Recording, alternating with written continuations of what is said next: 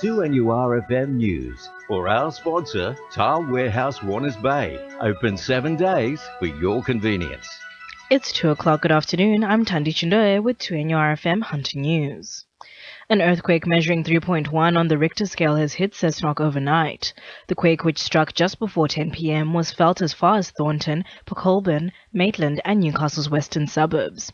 Geoscience Australia seismologist Eddie Leask says the shock wasn't expected. There hasn't been much history in the past weeks or months, but the Newcastle region is very seismically active, so we have had plenty of earthquakes throughout history.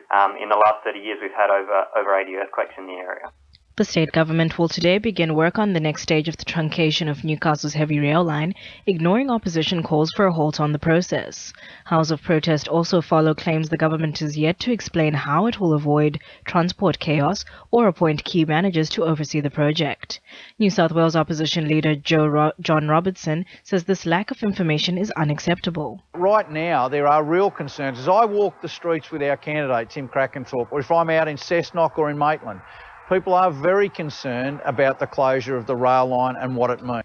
Meanwhile, independent candidate for Newcastle, Karen Howard, says there's no need for delays or panic. I am disappointed at John Robertson's continued negativity on this matter. The opposition did pick up on my position last week of calling for the government to release the transport arrangements post-Boxing Day.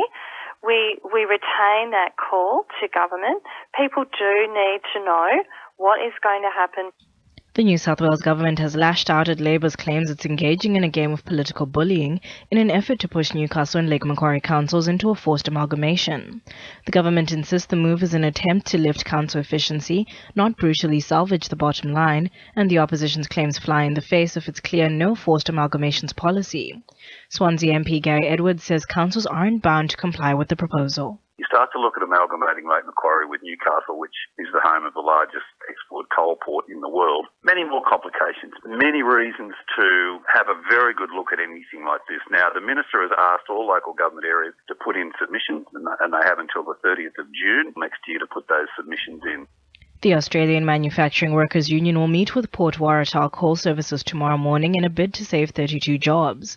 The retrenchments at its Carrington and Kooragang Island terminals follow 34 jobs cuts in July.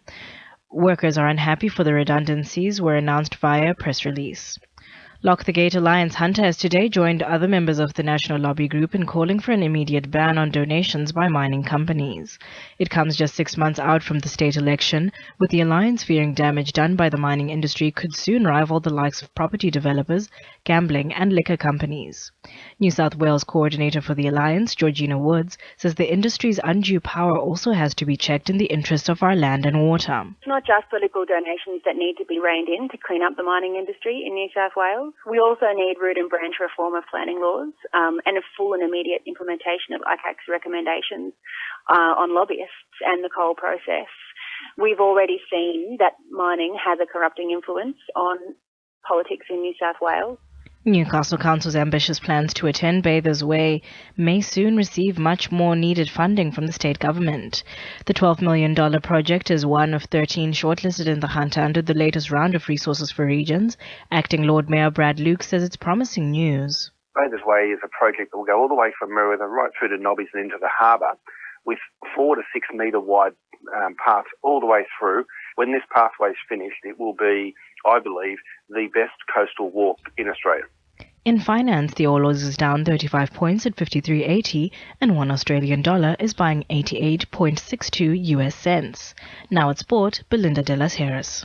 The Newcastle Knights have named several additions to their lineup ahead of Sunday's New South Wales Cup Grand Final against Penrith. James Elias and Toka Licky join an extended bench, while doubts have been cast over departing halfback Michael Dobson, who will undergo a fitness test after injuring his toe. Meanwhile, NRL officials are warning they won't cave to pressure for a quick sale of the Knights, despite increased speculation English billionaire Marwan Kokash is in the final stages of acquiring a club. But the NRL says it is gearing up to unveil a new 7-person board of directors. Jets midfielder Ben Kantarovski is set to miss the start of the side's A-League season after another round of surgery on his troublesome right knee. He's expected to be relegated to the sideline for at least 3 weeks. It's on top of midfielder Billy Selesky's absence, recovering from groin surgery. And Northern New South Wales NPL Grand finalists Western are preparing to announce their first grade coach for next season following a briefing with players tonight. That's Sport. I'm Belinda de las Heras. 2NURFM News Time is 2:05.